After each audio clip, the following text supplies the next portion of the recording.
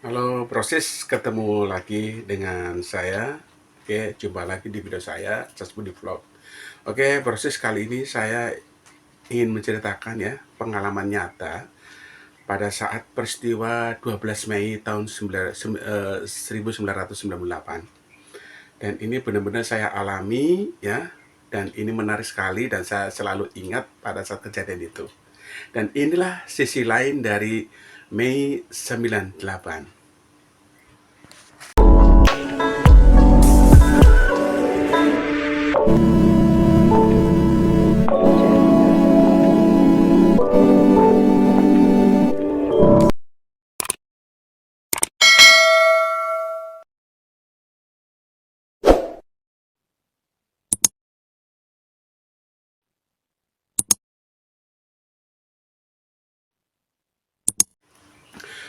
Pada saat itu saya kerja sebagai, saya bilang sales ya, sales dari penjualan langsung. Jadi saya bawa barang, saya langsung jual ya.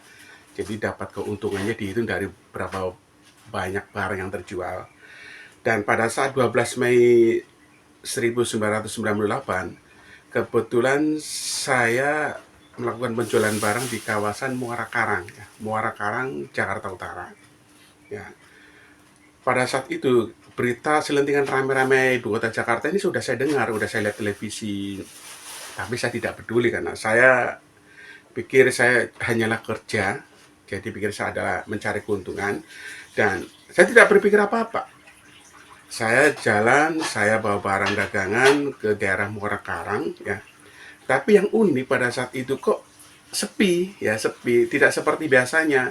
Biasanya Muara Karang itu kan kawasan, maaf ya, kawasan keturunan ya, usaha-usaha keturunan Chinese ya, itu biasanya rame. Kok ini sepi ya. Waktu itu sekitar jam 9 pagi ya, 9 pagi. Dan saya telusuri, saya bawain barang, saya jual langsung ya, jual langsung ke Koko dan Cici itu di kawasan Muara Karang. Saya pikir kok biasanya langganan saya ada kok tutup, kok biasanya langganan saya beli kok enggak, karena jalanan udah sedikit lengang. Dan akhirnya karena apa, saya tidak seperti biasa menjual barang ya, biasanya laku banyak, kok hari ini sepi. Akhirnya saya memutuskan pulang untuk kembali ke kantor. Ya, dan uniknya pada saat itu kan ada angkutan ya, namanya kalau tidak salah, so agak lupa, Pamila Jaya yang warna biru itu, yang warna biru ke arah Senen, Terminal Senen. Kok juga nggak ada, kok angkutan kok sepi banget. Akhirnya saya jalan, akhirnya saya putuskan jalan kaki. Dan pada saat berjalan kaki itu ya, itu ada semacam bapak-bapak itu lagi bercengkrama, lagi ngobrol. Katanya, di sana ada keributan, di sana rame-rame, ada bakar-bakaran. Seperti itu. Jadi saya kaget, ada bakar-bakaran apa? Dan saya tidak menaruh curiga sama sekali. Saya jalan terus ya, ke arah pulang, jalan arah pulang. Dan ternyata jalan sudah lengang, tidak ada angkutan umum. Dan saya melihat itu tidak jauh dari jalan Muara Karang Raya itu sekelompok ya, sekelompok warga, saya bilang sekelompok warga, eh, anak muda juga, itu bawa parang. Itu bawa parang, tapi parangnya diikat pakai bambu. Jadi parang, jadi kayak orang mau menjolok bambu ya, motong-motong bambu itu pakai palang panjang, pakai apa, sabit itu diikat. Dan dia sepertinya emosi, ada apa nih gerangan? Kok ramai sekali? Dan saya pun nggak peduli, saya nggak peduli karena ramai banget waktu itu. Dan suasana semakin apa? Semakin mendekati arah pulang, itu semakin ramai. Oh, bang, tidak ada angkutan, dia bilang sama saya. Bang, tidak ada angkutan. Kamu pulang kemana? Saya bilang saya mau pulang ke Sunter. Wah, Dempet itu jauh. Kamu jalan kaki aja, jalan ramai itu ada bakar-bakaran tuh. Saya jadi mulai ngeri, aduh, saya nggak bisa pulang nih. Karena saya rencananya mau pulang ke kantor saya waktu itu di Sunter, ya Sunter Jembatan Dempet ya Jakarta Utara. Dan itu kan jalurnya itu kan saya harus jalur ke Pasar Baru ya. Saya harus ke Pasar Baru dulu, lewat kota, habis itu lewat Mangga Besar ke Pasar Baru, habis itu Gunung Sahari ya. Habis itu lanjut ke apa, ke daerah eh, Sunter kantor saya. Nah, akhirnya apa? Saya pikirannya berkecamuk tuh. Aduh, tidak ada angkutan, dengar kabar orang bakar-bakaran. Akhirnya saya, aduh, Akhirnya apa? Saya jalan aja. Jadi dari Muara Karang Raya itu saya sampai ke kota, stasiun Kota Beos, itu saya jalan kaki. Saya telusuri jalan dan banyak hal-hal unik. Hal-hal unik yang unik adalah itu kawasan banyak orang jarah. Jarah, entah jarah apa, saya pun nggak tahu ini ada masalah apa kok rame banget. Nah, setelah saya lewati Glodok, biasa kan di Glodok itu kan banyak langganan saya yang beli-beli barang saya. Saya telusuri, dan Glodok itu benar-benar sepi. Sepi banget. Tutup. Itu yang biasa Glodok itu tumpah ruah itu jutaan manusia, ya saya bilang jutaan manusia itu tutup. Saya makin bingung, duh ada apa nih? Karena itu lokasi saya itu adalah banyak lengan saya. Jadi saya tahu petanya tuh, jalan-jalan petanya. Akhirnya saya telusuri jalan saja. Saya tidak berpikir, ya udahlah, saya tidak menjual barang lah. Pokoknya saya, yang penting selamat pulang ya sampai kantor. Saya telusuri, saya lewat jalan Bludru. Mungkin bagi Anda yang sering jalan-jalan ke Glodok pasti ada tahu ya jalan Bludru. Jalan Bludru itu yang kalau dari Glodok terus ke kiri itu ada lewatin selong kecil, di situ ada musola, musol kecil. Saya masih ingat itu.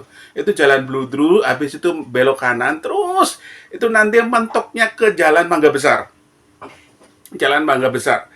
Dan disitulah saya melihat dengan mata kepala sendiri itu kejadian yang mengelus dada. Ada sebuah rumah, maaf ya nih, ada sebuah rumah keturunan Cina itu tingkat. Ini yang sampai sekarang saya masih ingat aja sampai sekarang itu. Sudah hampir 25 tahun saya masih ingat. Itu ada keturunan Cina dan saya tahu itu dia usaha, kalau tidak salah itu usaha percetakan atau apalah ya. Ada kayak ruko-ruko kecil, dia tapi tingkat. Saya lihat itu anak-anak muda itu berteriak, gitu, Ci, oh keluar keluar, kayak mengharik gitu, kayak keluar keluar, ini saya bakar ini gitu. Dan itu di depan mata saya persis ya, depan mata saya persis, bakar. Dan maaf ya, itu si Cisamakonya itu nyembah-nyembah gini. Tolong jangan bakar, tapi kalau mau duit saya kasih, kalau mau harta saya kasih. Dan di depan mata saya juga itu Cisamako tuh nyebar uang. Nyebar uang loh. Proses nyebar uang disebar itu loh. Dan itu berkerumun anak muda itu rebutan duit itu. Rebutan karena apa? Saya takut apa ya? Wah, ini kok duit disebar habis itu direbutin. Karena maaf ya, saya bukannya so alim, saya nggak mau. Dan saya dibilangin sama orang anak muda yang rebutan, Bang, ambil aja duit, ambil ikutan rebutan. Saya bilang, enggak, maaf, saya nggak bisa. Itu bukan hak saya. Dan itu sih kok sama itu nyebar uang itu. Mungkin untuk menghindari itu rumah itu dibakar. Saya tidak tahu ceritanya kenapa sekumpulan pemuda itu nafsu banget untuk membakar rumah ini. Dan itu masih membekas sampai sekarang. Masih membekas sampai sekarang. Habis itu saya hindari itu karena saya dipaksa untuk ngasih kesempatan untuk ngambil duit, saya enggak. Saya lewat aja. Oh iya, saya unik. Pas lewatin Glodok gini. Pas lewatin Glodok itu kan ada banyak toko yang sepi, tapi ada toko yang buka. Dan toko itu jadi jarahan. Itu dijarah tuh, banyak jarah tuh.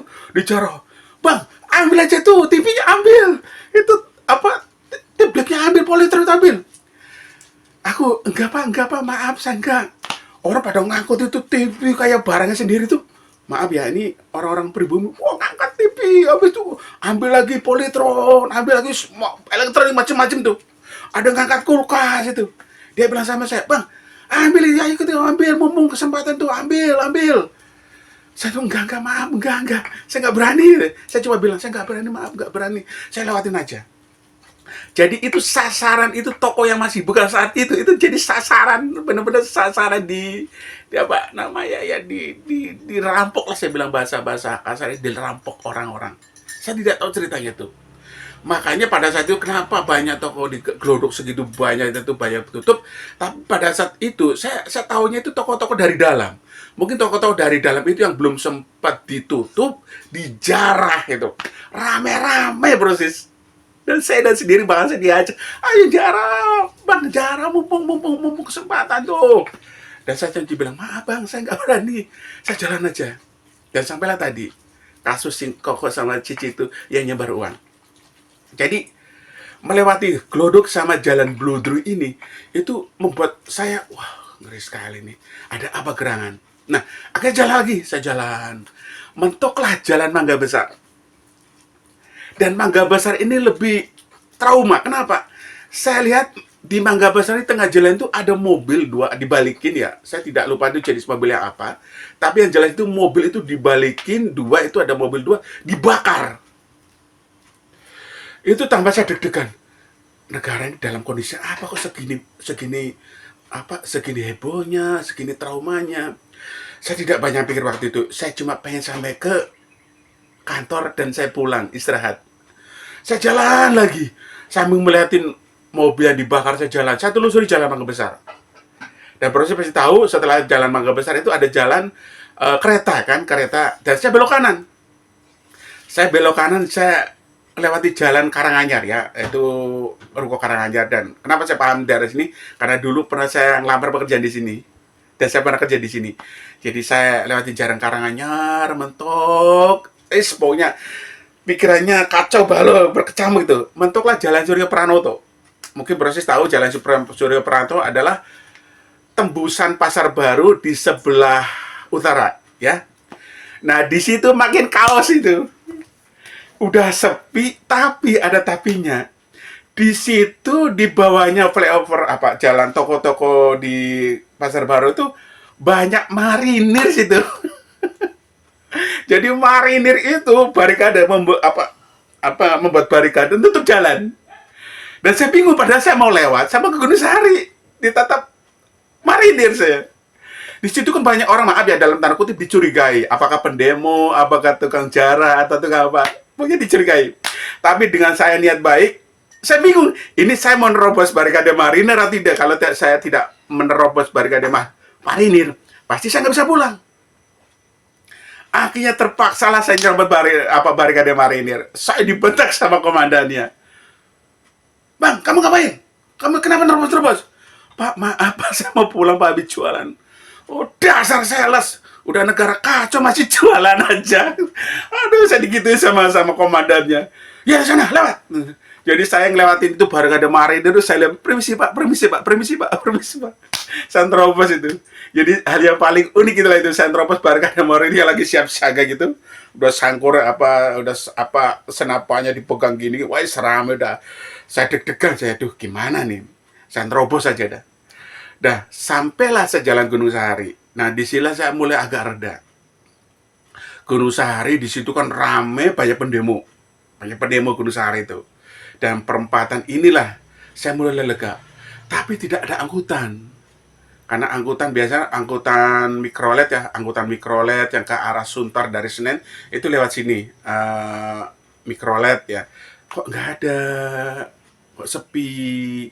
Akhirnya Pak, dari situ terpaksalah saya naik ojek. Karena di situ ada bapak menawari, "Bang, mau kemana Bang?" "Mau ke Sunter Pak, mau pulang ke Dempet." "Yaudah, ayo naik ojek." "Berapa Bang?" Waktu itu kalau nggak salah 10.000 waktu itu. Oh, mahal sekali waktu itu 10.000. Padahal naik ojek itu biasanya 2.000, itu 10.000. Yaudah, jadi hasil penjualan barang saya itu buat bayar itu udah. Karena saya udah stres, saya pengen pulang buat bayar itu. Nah, sampai di daerah Dempet itu masih ramai. Di situ banyak penjarahan. Jadi maaf ya, yang orang keturunan itu banyak dijarah rumahnya. Dari rumah tangga, elektronik, semua dijarah.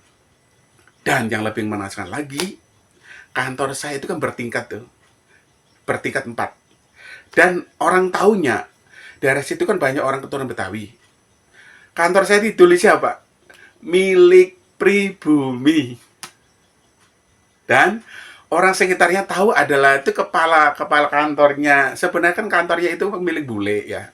Perusahaan kami kan miliknya bule Amerika.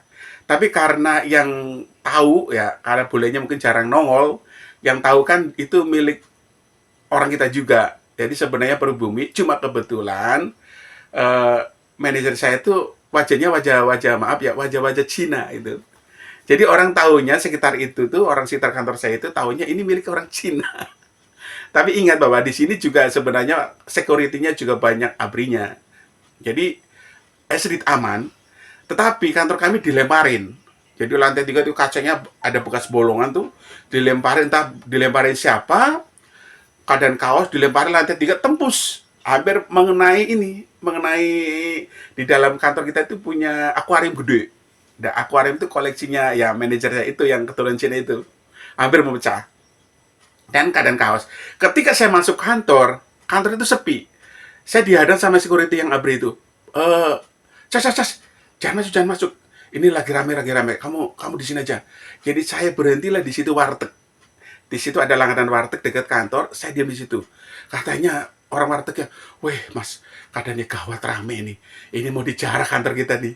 Mau dijarah. Untung diamankan itu. Diamankan sama Pak Abrinya itu. Wah, saya tidak tahu karena kejadian itu saya tidak tahu di depan mata, saya cuma dengar beritanya. Dan kantor ini dalam kondisi sepi. Dan sekitar kantor itu lengang. Jadi inilah cerita pengalaman pribadi pada saat peristiwa 12 Mei 1998. Menegangkan, menyeramkan, dan tidak akan saya lupakan seumur hidup. Terima kasih Brosis, inilah pengalaman nyata saya pada saat peristiwa 98. Semoga peristiwa pengalaman ini bisa menjadi pelajaran buat kita. Pesan saya buat negara ini, semoga damai, semoga bangsa ini membangun yang ke arah yang lebih baik lagi. Jayalah Indonesiaku, jayalah negeriku, dan semoga menjadi negara yang maju.